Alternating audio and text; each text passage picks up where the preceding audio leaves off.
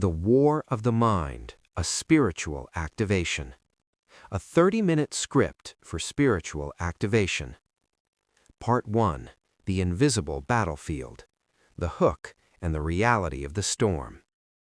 Have you ever tried to silence your mind and yet it screamed louder? Have you ever been silent on the outside, but inside there was a gale that wouldn't stop? Thoughts that no one sees but that crush you. Memories that return unbidden. Accusations you can't even identify. Are they yours or were they planted? This is a tiredness that sleep cannot solve, a restlessness that time cannot heal. Your mind feels like a minefield where the next explosion could be tomorrow or it could be right now. You wake up and it's already there. The mind does not stop. It calculates, judges, and condemns. It reinforces fears and negative anticipations, scenes that never happened yet feel too real. It is as if you are locked inside your own soul, screaming, but no one hears because the cry is internal. No one sees the war when it happens in the mind.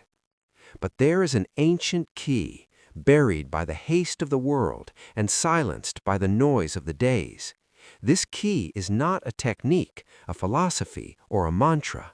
It is an activation. It is a spiritual code that aligns your mind with the heart of God. If you stay until the end, you will not just understand it, you will feel it. Part 2. The Elijah Syndrome, when the strong collapse. Sometimes, even those with fire on the altar face storms in their minds. Look at Elijah. He defied kings and called fire from heaven. Yet in 1 Kings 19, we find him under a bush, alone, longing to die. "Enough, Lord," he says, "take my life." This wasn't the cry of a weak man. It was the cry of a mind that had collapsed. The enemy knows he doesn't have to destroy your ministry or your family if he can just confuse your mind. Mental attacks often come right after your greatest victories. Elijah wasn't at the end of his life, but his mind told him there was no reason to continue. How did God respond? Not with a lecture, not with a reprimand. God sent an angel to touch him and feed him. God healed Elijah with silence, bread, and rest. If you are screaming inside today, know that God isn't demanding you pull it together. He is offering you hot bread, a moment of relief before the restoration. Part 3. The Helmet and the Shield. The Armor of the Thought Life. The biggest war you face is not in your body, it is in your thoughts. Paul tells us in Ephesians 6:17 to take the helmet of salvation. A helmet protects the head, the command center. Without it, you are vulnerable to the fiery darts of rejection and failure. The helmet of salvation is a spiritual statement. I am forgiven. I am loved. I am Christ's.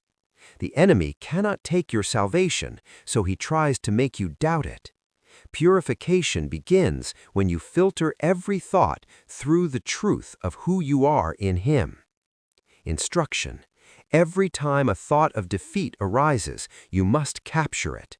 Do not trade with it. Do not negotiate with it. Submit it to the authority of Jesus. Part 4. The Power of the Useless Praise. David's secret weapon. There are times when the mind no longer responds to logic. It happened to David. In Psalm 42, he asks, "Why art thou cast down, O my soul?" He was talking to himself because his mind had forgotten hope. David chose a weapon that makes no sense to the logical mind: praise. He didn't wait to feel better to praise. He praised so he could become better. Praise is a spiritual position. It takes your eyes off the wound and puts them on the healer.